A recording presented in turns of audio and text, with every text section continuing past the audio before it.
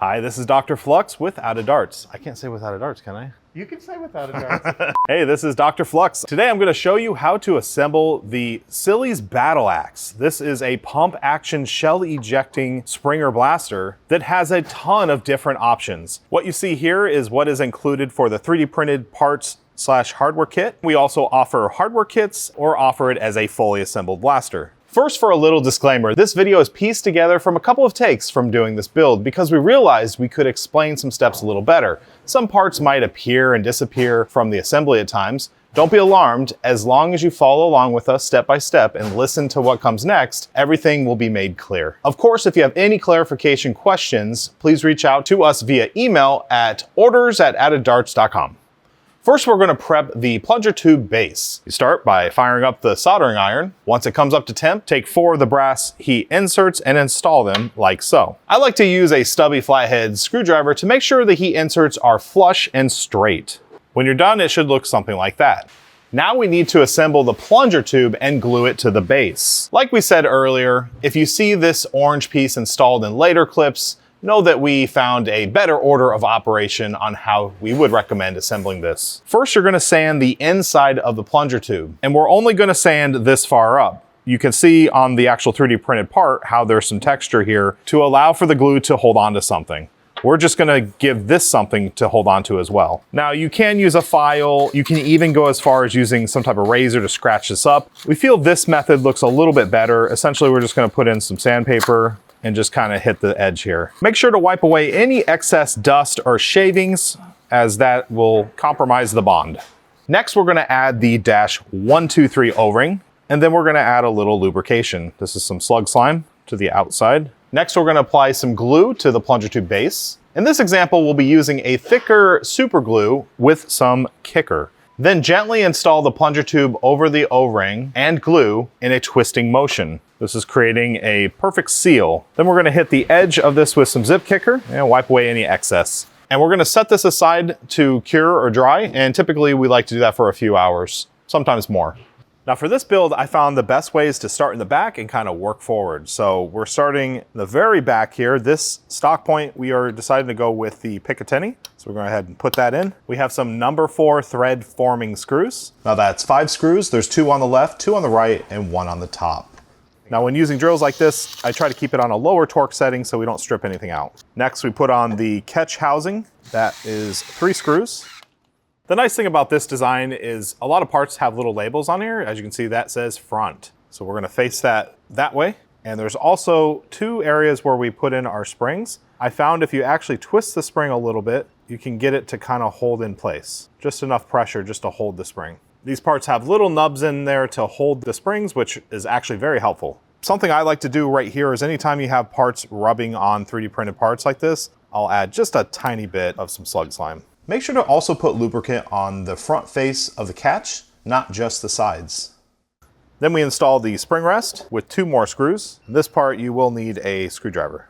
Next, we're gonna put together the pistol grip. So this sets right on there. We have a nylon spacer that goes there, and the trigger rests right on top there. Then we sandwich this together, and I'm gonna go ahead and put these screws in. So just 1 for now on each side, then on the back, then those go right down the center.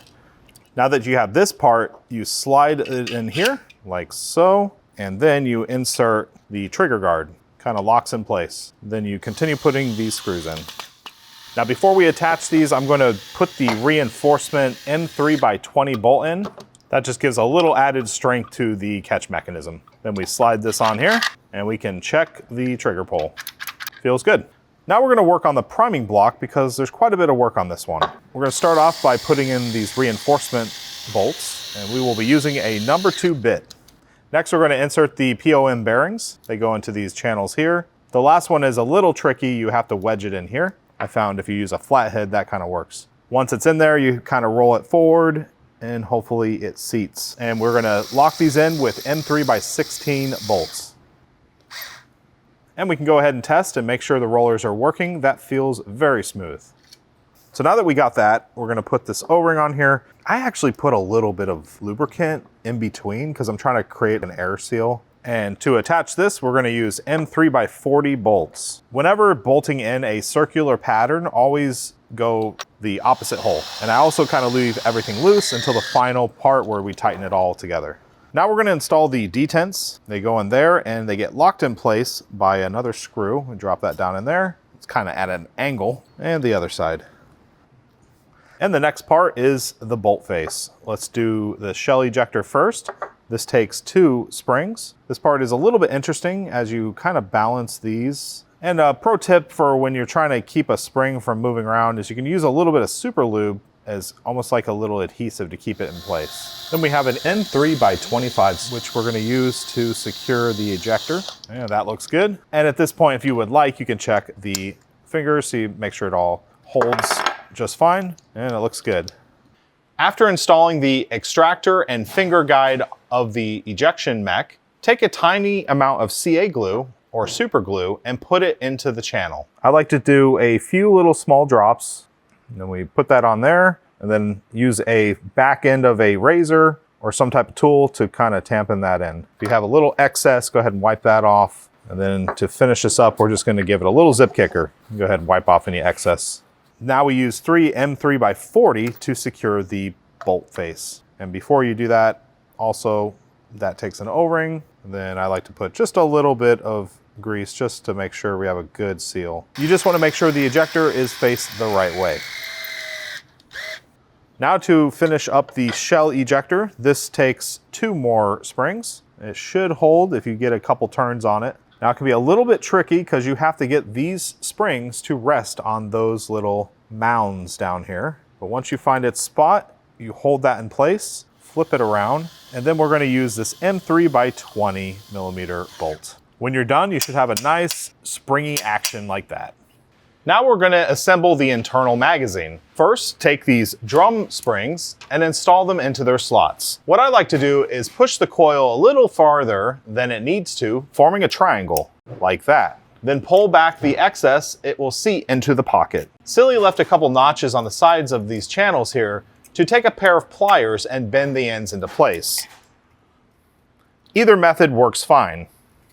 Next, we're gonna lubricate the channels that the springs are not in. So basically these 2 here, and then this single channel here. I found the best way to do this is take some lubrication, run it down, take the magazine follower and actually run it in here so you can feel that it is working the lubrication in. That kind of shows you that you have enough lubrication. You do the same to the other side. That feels good. Then we line this up here. This part is a little bit interesting because we need to put that in there, make sure we're in the right track, and then at an angle, you have to slide all this together. Oh, yes. But yeah, that's it. So once you have it like that, then we put the 4 M3x40 bolts in. Now on these ones, you'll see that the hole is elongated. You actually want to come in at an angle like that, and get it started, and then it will pull forward. You should see it come out the back. That's good, and then one more. These just go straight down in. Now we just install the housing and 2 number 4 thread forming screws, and then 2 more on this side. Now we're gonna assemble the plunger. Install the rod into the plunger head. It is keyed. We're gonna use a M3x30mm screw to do so. Then we're gonna install the plunger head cap face onto the plunger head. Also, keep in mind, this is keyed with a little dimple. We'll be using 2 M3x16mm screws to secure that. Optionally, you can add a spring spacer onto the back of the plunger head with 2 number 4 thread forming screws. Now we're gonna add a dash 123 O-ring onto the plunger head. And as we can see here, we have an arrow pointing up that tells you the direction that this gets installed for the catch. So what we're gonna do is actually put a mark onto the shock pad to show the orientation. And we're just gonna line up those arrows and put that on and then press it down. This will help you later in assembly, as well as if you choose to make any spring changes in the future. Now we're gonna apply some lubrication to the plunger head and plunger tube. We'll go ahead and start with the plunger tube, and we need a good amount on both sides. And we're gonna go ahead and just work that in there, make sure that's all coated up. And I'm gonna put just a little bit more, because more is better than not enough. And since this is the end of this step, as you can see, we have that arrow in there that we put on there. Make sure that's pointed up away from the Picatinny down here. That ensures that this catch is going to get installed in the right orientation. And then we're going to install the main spring. And now for the final assembly. We're going to start with this Talon Claw 4-bar. That's going to go into here. Flip that around, and we're going to secure it in place with 2 screws. Once we got that, we're going to use the longest bars, slide them in, and insert a pin. Now, if these holes are too tight for you, you can use a 3/16 drill bit to bore it out. And if you need to use a mallet, just don't go crazy.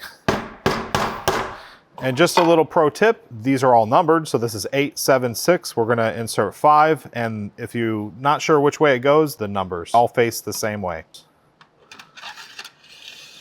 All right, so this is slightly out of order. We have to edit this in, but essentially you wanna put this on before the whole blaster gets put together. So I'm gonna go ahead and slide that in there. Now to install the bolt assembly housing and the plunger tube, making sure the catch is in the upright position. Then we slide on the magazine. I'm gonna put the nut on the back of this tensioner. Now to just lock the nut in place, use a couple screws. This faces back, and we're gonna install it right here with a couple more screws on each side. Now let's put this side on. Then we use a M4 hex key to tighten this all together. This is gonna bring everything nice and tight so it's all nice and snug. Now lastly, we can throw on all the Picatinny. Got the front piece, and then a couple on the back. And on the front of the blaster, we're gonna install this muzzle. And there we have it. So for this blaster, to load it, you basically prime it back. You put your first shell in, take the second one, where the arrow is, you kind of run it down, push down, and then slide it in. Prime that forward, fire. Nice. Yeah, so overall, I think this is a really good build. I think this is great for a new nerfer that wants to build something and 3D print it and then get a kit and put it together. Had a good time building it. It's just very intuitive. And all the new Silly designs have just been getting better and better, and I really like the battle axe. If you'd like to know where to pick one of these up, head on over to adadarts.com. There'll be more information in the description. As always, I'm Dr. Flux. I want to thank you for watching. Be safe and happy foam flinging.